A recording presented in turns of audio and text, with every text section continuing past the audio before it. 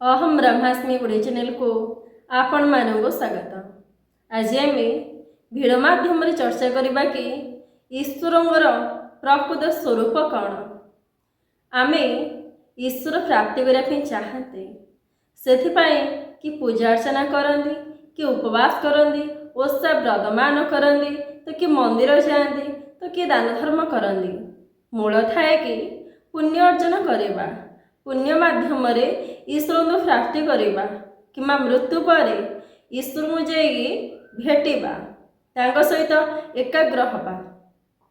तो आम जिते भी सब भावी था प्रकृति में ये कौन उचित मार्ग कि जदि यह उचित मार्ग नुहे ताहले उचित मार्ग कौन शास्त्र में कौन से मार्ग रही। आज आम से सब को नहीं गभीर भाव में आलोचना करवा। मनीष जेमिति निजको भावी थाए भगवान को भी ठीक से ही परि भावी निए। फलस्वरूप जीवनटा अज्ञान हिसाब से कटि जाए किंतु ईश्वर तत्व से उपलब्धि करें ना। जेपर्यंत आपण ईश्वर किए न जानी ईश्वर कौटी रुहति न जानी प्रकृति ईश्वर प्राप्ति केमिति करा जाए न जानी तो आपण ईश्वर को जेते चाहिए भी अनुभव करें ना कि प्राप्ति करें ना। कहीं ना ईश्वर को जो मैंने अनुभव कर जो मार्ग में जाके अनुभव कर से मार्ग दे जीवाक पड़ेब। से तो शास्त्र मान रही आम मान मार्गदर्शक साजे से मार्ग रे आमे गले आमे निश्चिंत तत्व को अनुभव करिपरिबा। आसंदु ईश्वर किपरि तांको स्वरूप किपरि मनुष्य कोपरि ईश्वर को भावी थांदे आमे से सब विषय आलोचना करबा। श्रीमद् भगवद गीता नवम अध्याय श्लोक संख्या 11। अवजानाति मां मूढ़ा मानुषीं तनुमाश्रितं परं भावमजानन्तो मम भूत महेश्वरम।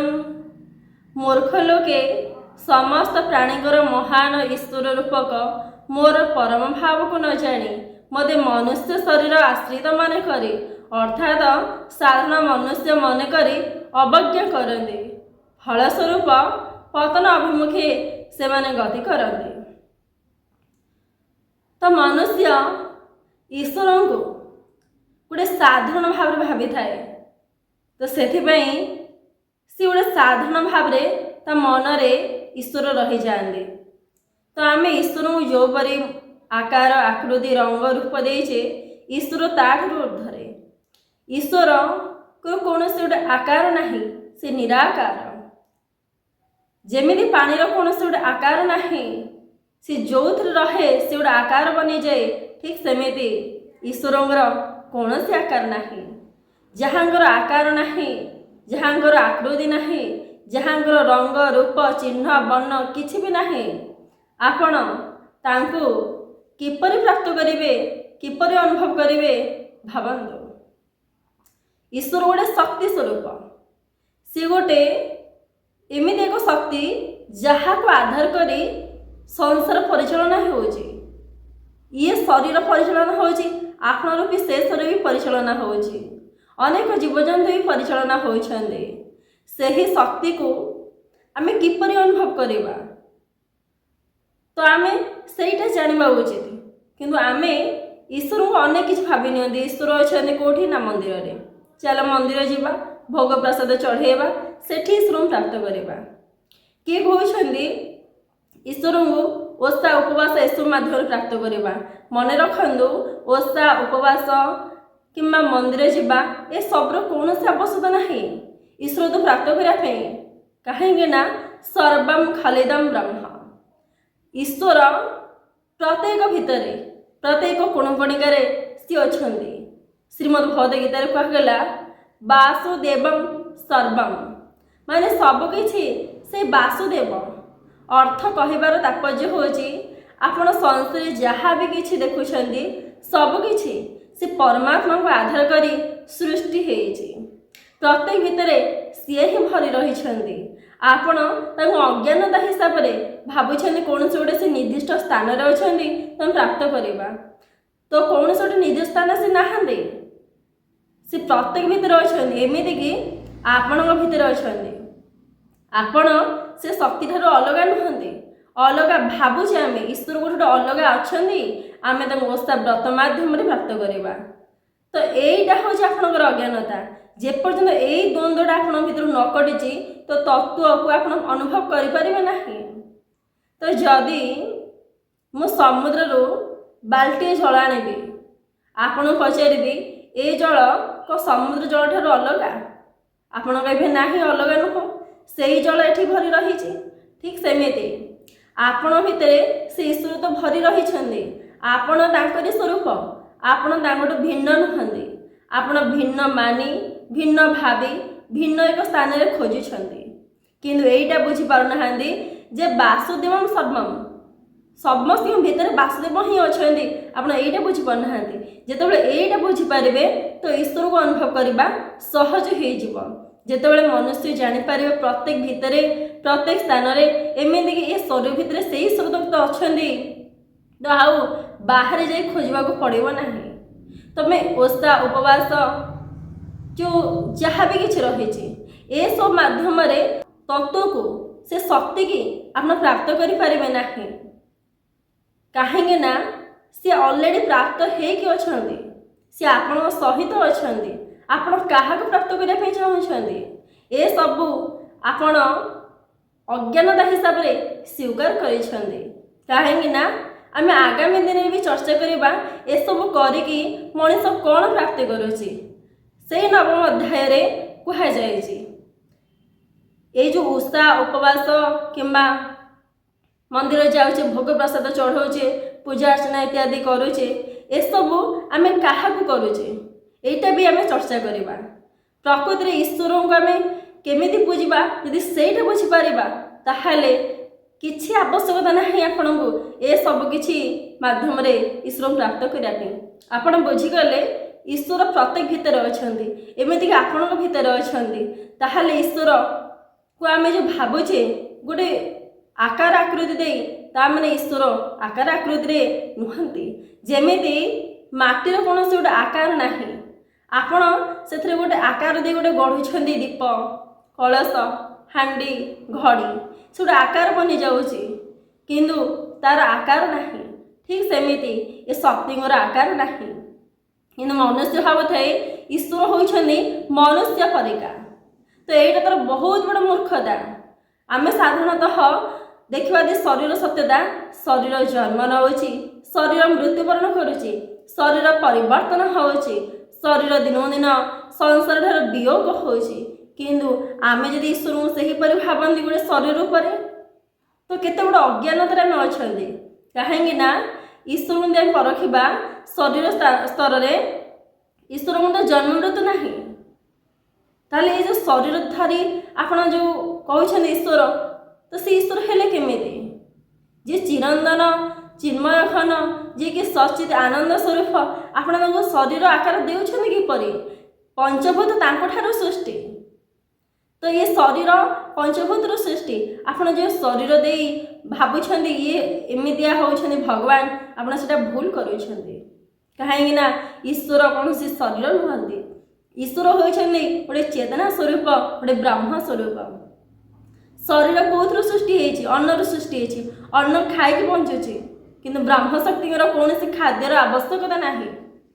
ଶରୀରର ମୃତ୍ୟୁ ହେଲେ ଆମେ ଶ୍ମଶାନକୁ ନେଉଛେ, ତ ଈଶ୍ୱରଙ୍କର ମୃତ୍ୟୁ ହିଁ ନାହିଁ। ପଞ୍ଚଭୂତକୁ ନଷ୍ଟ କରିପାରିବ ନାହିଁ, ଦ୍ୱିତୀୟ ଅଧ୍ୟାୟରେ କୁହାଯାଇଛି। ତ ଆପଣ ଈଶ୍ୱରଙ୍କୁ ମନୁଷ୍ୟ ବୋଲି ଯେଉଁ ଜ୍ଞାନ କରୁଛନ୍ତି, କେତେ ମୂର୍ଖତା କରୁଛନ୍ତି ଭାବନ୍ତୁ। ଶକ୍ତିକୁ ନ ଜାଣିବାର ଫଳାଫଳ ହେଉଛି ଏଇଟା। କାହିଁକି ନା ଆମେ ଯେପର୍ଯ୍ୟନ୍ତ ନିଜକୁ ଈଶ୍ୱର ବୋଲି ଜ୍ଞାନ କରୁଥିବା, ଈଶ୍ୱରଙ୍କୁ ବି ସେହିପରି ଜ୍ଞାନ କରୁଥିବା। ତ ଯେତେବେଳେ ନିଜକୁ ଚିହ୍ନିଯିବା, ଈଶ୍ୱର କ'ଣ ଚିହ୍ନିଯିବା। ଭାଗବତରେ କୁହାଯାଇଛି, ଯେବେ ତୁ ନିଜକୁ ଚିହ୍ନିବୁ, ପରମ ବ୍ରହ୍ମ ମୁଁ ଜାଣିବୁ। ମୁଁ ହେଉଛି ବ୍ରହ୍ମ ସ୍ୱରୂପ। ତୁ ଯେତେବେଳେ ଜାଣିଯିବୁ ତୁ ନିଜେ ମୋର ଅଂଶ, ତୁ ସେତେବେଳେ ଜାଣିପାରିବୁ ତୁ ହେଉଛୁ ବ୍ରହ୍ମ, ମୁଁ ହେଉଛି ପରମ ବ୍ରହ୍ମ। ତୁ तू शरीर नुह कि मु भी शरीर नुह तू शरीर आकार नहीं सत कहीं संसार किसी कार्य दि जाए से सब करने किंतु जे तू शरीर निजक मानि नौचु एटा हूँ भूल जिते आम निजक शरीर बोली ज्ञान कर दियंती तो शरीर भितर सीमित हो जीवन यापन करती तो लाभ कौन हुए शरीर भितर जीवन यापन कले कौन हम शरीर तो प्रतिक्षण संसार ठार वियोग हो सर्वदा परिवर्तन हो तो आम तो यार ऊर्धरे आम नित्य अपरिवर्तनशील जन्म मृत्युर ऊर्धरे आम अच्छा जदि निजक ये छोट सीमित शरीर बोली ज्ञान करेंगे ताहले आपणकर सेटा मूर्खता आपणकर भितर जो शरीर नथिला आपण सेतेबेले थिले वर्तमान आप शरीर भितर अच्छा तो अच्छा जिते शरीर न रहिबो आपण ही रहिबे किंतु शरीर सेमती परिवर्तन होमिति वस्त्र परिवर्तन होची जिते निजर सत्यता जाने जीवे जे ए सब परिवर्तन को मु अनुभव करुची ए सब प्रतिक्षण संसार वियोग होची तो आप निज स्वरूप स्थित रहे शरीर परिवर्तन को आप अनुभव करती इंद्रियर स्वभाव को आप अनुभव करती मनर विचार को आप ही अनुभव करती आप द्रष्टा रूप स्रष्टा रूप आपण ही केवल अनुभव करती आपण को आधार करी शरीर इंद्रिय मन परिचालना होची सही तत्व को जेपर्यंत आप न बुझे तो प्रकृति में ईश्वर की बुझेनि तो आप भावी ईश्वर हूँ गोटे शरीर तो आम से शरीर भर अटकी जा शरीर ऊर्धरे कौन रही आम जापारानी जमी आपण होती गोटे शक्ति स्वरूप ब्रह्म स्वरूप ठीक सेमती ईश्वर होती शक्ति स्वरूप ब्रह्म स्वरूप तर कौन आकार आकृति रंग रूप किसी भी ना चिन्ह वर्ण किसी भी ना जदि सेमती किसी था तो ऋषि महर्षि साधुसंत मैंने ध्यानस्थ अवस्था को जाएगी तत्व को अनुभव करते ना कहीं ईश्वर होती गोटे शून्य अवस्था तो से भी आकार आकृति देखिए मनुष्य बोली ज्ञान कर पूजा अर्चना करें तो से पूजा अर्चना करूँ मनर ऊर्ध हो जाएगी से शून्य स्थिति की से अनुभव करते से शून्यमय परम ब्रह्म को से अनुभव करते तो आम भी से शून्य अवस्था आम से शून्य अवस्था को अनुभव करने ये संसार को आसीचे निजर सत्यता को अनुभव करवा आत्मा हूँ गोटे शून्य अवस्था ये शून्यतार ही सबकि भरी रही आम सेतक न जानी निजक तो स्वर बोली ज्ञान करुचे और ईश्वर को स्वर बोली ज्ञान करुचे से ईश्वर ठार किसी पाइबापी किसी बनवाई चेष्टा करुचे आपण किसी पाइबार ना कि किसी बनबार ना कहीं आपण पाखे सबकि भरी रही आपण जेहेतु परमात्मा अंश आपण पाखे प्राचुर्य आनंद भरी रही ईश्वर जो भी जिनस से सब आपणकर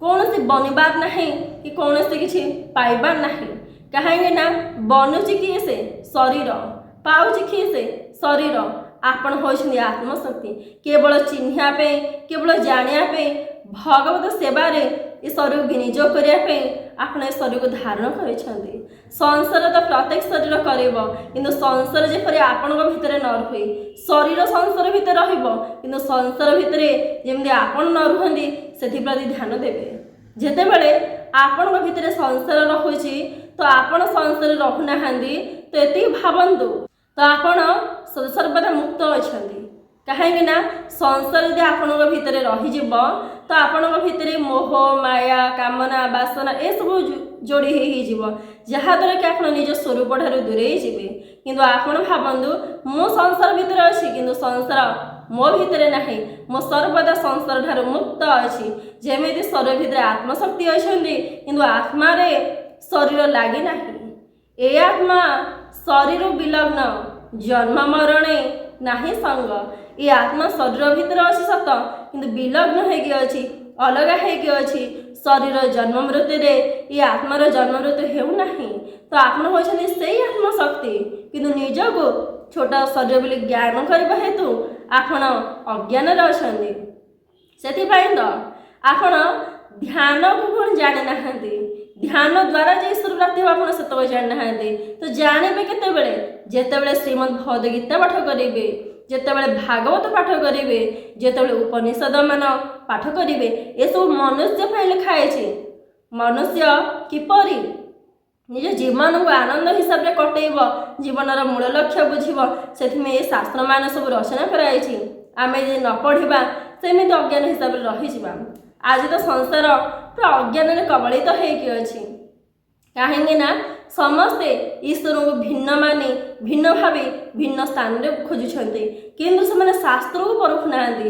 ପ୍ରକୃତିରେ ଶାସ୍ତ୍ର କ'ଣ କହୁଛନ୍ତି, ଈଶ୍ୱର କିଏ, ସେ କେଉଁଠି ସେ ଅଛନ୍ତି, ସେ କଥା ନ ବୁଝିବା ହେତୁ ଆମେ ଭିନ୍ନ ଭିନ୍ନ ସ୍ତରରେ ଭିନ୍ନ ଭିନ୍ନ କାର୍ଯ୍ୟ କରୁଛେ ଈଶ୍ୱର ପ୍ରାପ୍ତି କରିବା ପାଇଁ। ତ ଯେତେବେଳେ ସତ୍ୟକୁ ବୁଝିବେ, ଏଇ ଶାସ୍ତ୍ରମାନ ପଢ଼ିବେ, ଆପଣ ଜାଣିପାରିବେ ଈଶ୍ୱର ମନୁଷ୍ୟ ପରିକା ନୁହନ୍ତି। ଈଶ୍ୱର ହେଉଛନ୍ତି ଗୋଟେ ଶୂନ୍ୟ ଅବସ୍ଥା, ଗୋଟେ ଚେତନା ଶକ୍ତି, ଯାହାକୁ ଆଧାର କରି ସଂସାର ଚାଲିଛି, ଯାହାଙ୍କର ଜନ୍ମ ମୃତ୍ୟୁ ନାହିଁ। ସେଇ ଶୂନ୍ୟ ଅବସ୍ଥାକୁ ଆପଣ ଅନୁଭବ କରିବା ପାଇଁ ଆସିଛନ୍ତି। କାହିଁକିନା ସେଇ ଶୂନ୍ୟ ଅବସ୍ଥା ହିଁ ଆପଣଙ୍କର ହିଁ ସ୍ୱରୂପ।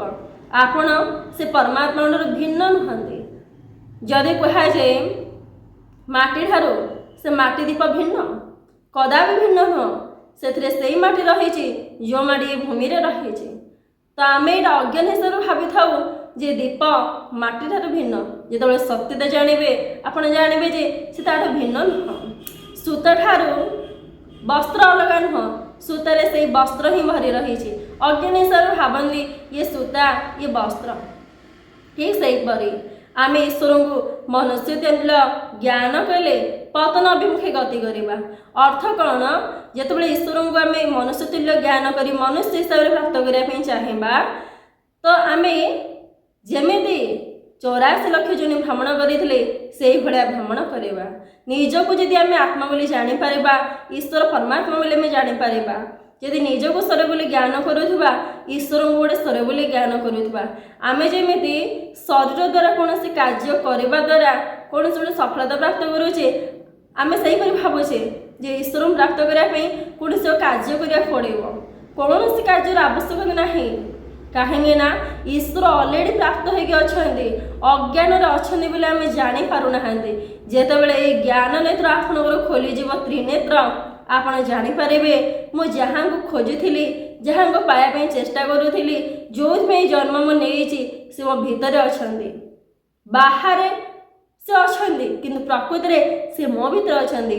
ଯଦି ମୋ ଭିତରେ ଅଛନ୍ତି, ମୋତେ ବାହାରେ ଖୋଜିବାର କୌଣସି ଆବଶ୍ୟକତା ନାହିଁ। ତ ଏତିକି ବୁଝିଗଲେ ମନୁଷ୍ୟ ଈଶ୍ୱରତ୍ଵକୁ ଅନୁଭବ କରିପାରିବ।